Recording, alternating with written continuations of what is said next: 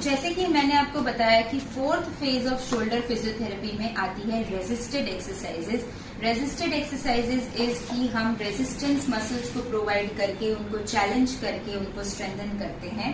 तो for shoulder physiotherapy resisted exercises के लिए we use this TheraBand. This is known as TheraBand. इसमें different colours आते हैं from light to the heaviest TheraBand, जो heaviest resistance provide करे तक का।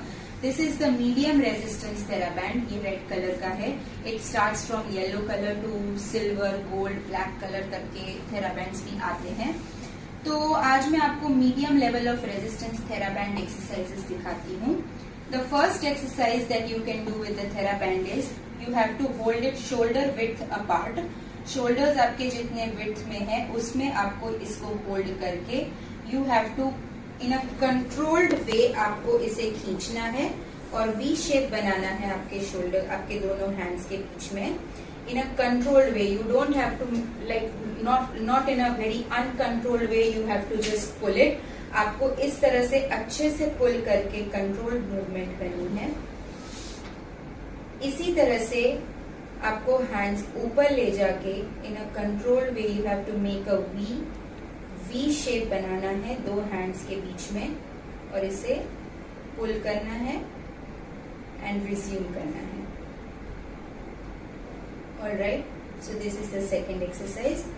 थर्ड एक्सरसाइज इज एल्बोज को वेस्ट पे टच रख के पाम्स सुपाइनेटेड, थेराबैंड को पकड़ना है again shoulder width apart and then you have to move the theraband in a rotational way. आपको शोल्डर रोटेशन करना है।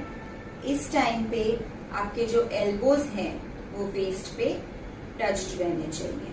सो this is how you can do the rotational exercises off shoulder.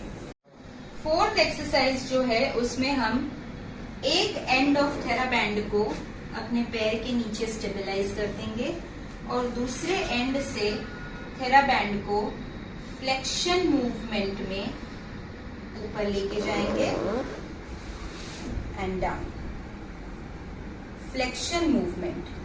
आप सीधे खड़े हैं तो आपका हाथ थेराबैंड को आगे से खींच के ऊपर लेके जाएगा। सिमिलरली एबडक्शन मूवमेंट जो साइड से होती है, इसी तरह से एक एंड को पैर के नीचे भरा के आप दूसरे एंड को एबडक्शन में ऊपर खींचेंगे एंड नीचे लाएंगे। सिक्स्थ एक्सरसाइज जो है वो अगेन मैं एक हाथ जो अफेक्टेड है, अगर आपको सिर्फ एक हाथ की एक्सरसाइज करनी है एक शोल्डर की, उसके लिए दिखाती हूँ। ऐसे कोई स्टेबल सरफेस पे, ऐसे किसी हैंडल पे आप थेराबैंड को इस तरह से बांध सकते हो एंड देन ये जो दूसरा एंड है उससे आपको अफेक्टेड शोल्डर की एल्बो वेस्ट पे टच्ड रख के पाम को सुपाइनेटेड रख के you have to pull the theraband external rotation में। So this is one exercise that you can do. Again shoulder problem में स्कैपुलर मूवमेंट्स करना भी जरूरी रहता है।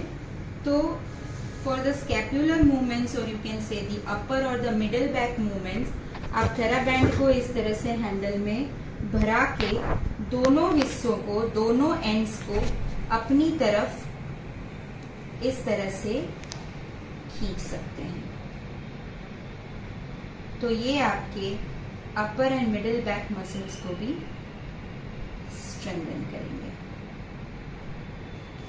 एंड सिमिलरली आप शोल्डर श्रग्स कर सकते हैं विद द थेराबैंड।